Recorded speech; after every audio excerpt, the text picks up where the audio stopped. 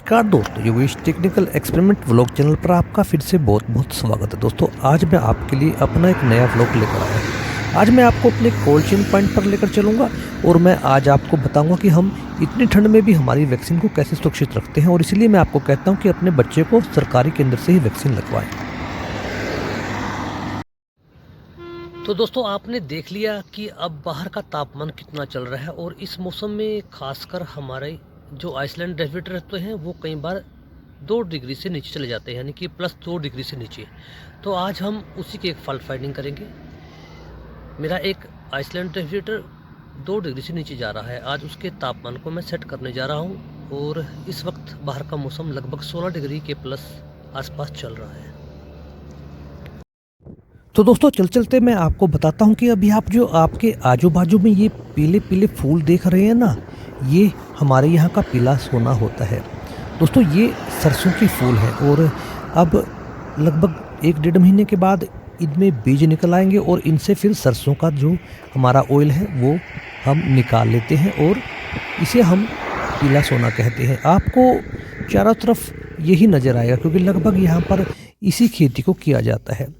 अब हम पहुंच चुके हैं हमारे कोल्ड चेन पॉइंट पर। मैंने अपने थर्मामीटर टेम्परेचर डिजिटल को यहाँ पर लगा दिया है, ताकि मैं देख पाऊँ कि एक्चुअली इसका तापमान कितना चल रहा है। लेकिन इसकी ज़रूरत नहीं है। अगर मैंने इसका फिजिकल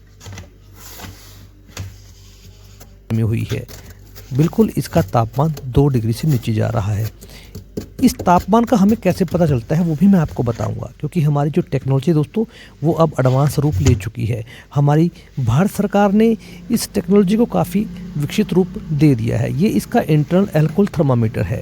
इससे हम इसके अंदरूनी तापमान को जांचते हैं, और बाहर भी हमारा थर्मामीटर एक लगा हुआ है जो एक मॉडेम के रूप में है। उसका और क्या कार्य है वो भी मैं आपको बताऊँगा। इसलिए मैं आपको कहता हूँ कि आप अपने बच्चे को वैक्सीन हमेशा सरकारी वैक्सीनेशन केंद्र से ही लगवाएं। देखिए इसका जो एक्सटर्नल थर्मामीटर है उसमें भी आप इसका तापमान लगभग 1 डिग्री पर देख सकते हैं।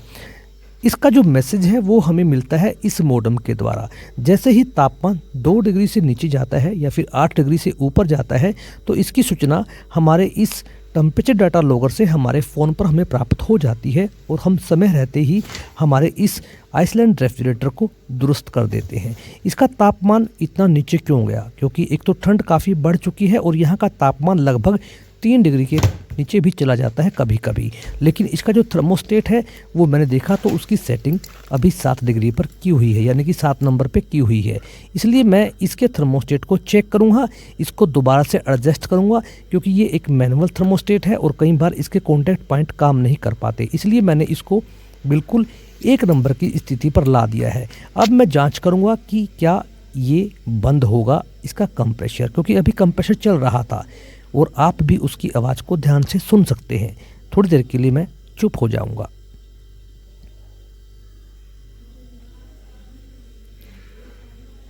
दोस्तों मैं इसके कंप्रेशर बंद होने का इंतज़ार कर रहा हूं, ताकि मैं आश्वस्त हो पाऊं कि इसका थर्मोस्टेट ठीक है। अगर थर्मोस्टेट ख़राब होगा तो मेरे को इसका थर्मोस्टेट बदलना होगा। इस दौरान मैं आपको टेम्परेचर डाटा लॉगर के बारे में दोबारा से फिर बता देता हूं। दोस्तों ये एक एडवांस टेक्नोलॉजी है, और इसका हमें काफ़ी बेनिफिट है। जैसे ही तापमान 2 डिग्री से नीचे जाता है या फिर 8 डिग्री से ऊपर जाता है, तो हमें इसकी सूचना फ़ोन के द्वारा प्राप्त हो जाती है। एक मैसेज हमारे फ़ोन पर आ जाता है। देखिए अब ये बिल्कुल पूरी तरह से बंद हो चुका है। अब इसकी बॉडी भी हीट अप नहीं दे रही। अब मैं इसको दोबारा से मैक्सिमम पर ले जाऊंगा और देखूंगा क्या इसका कट ऑन काम कर रहा है, क्या इसका कंप्रेशर दोबारा से चल जाता है। आप भी उसकी आवाज़ सुनने की कोशिश कीजिएगा।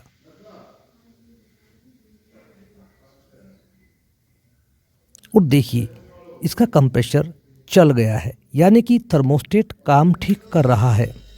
लेकिन अभी मैं इसकी कैपेसिटी को मिनिमम पर करूँगा और इसे 3 नंबर पर सेट कर जाऊँगा, और फिर 2 दिन में इसका इंतज़ार करूँगा क्या इसका तापमान अब स्टेबल हो चुका है या नहीं। इसलिए मैंने इसके वॉल्यूम को 3 नंबर पर कर दिया है।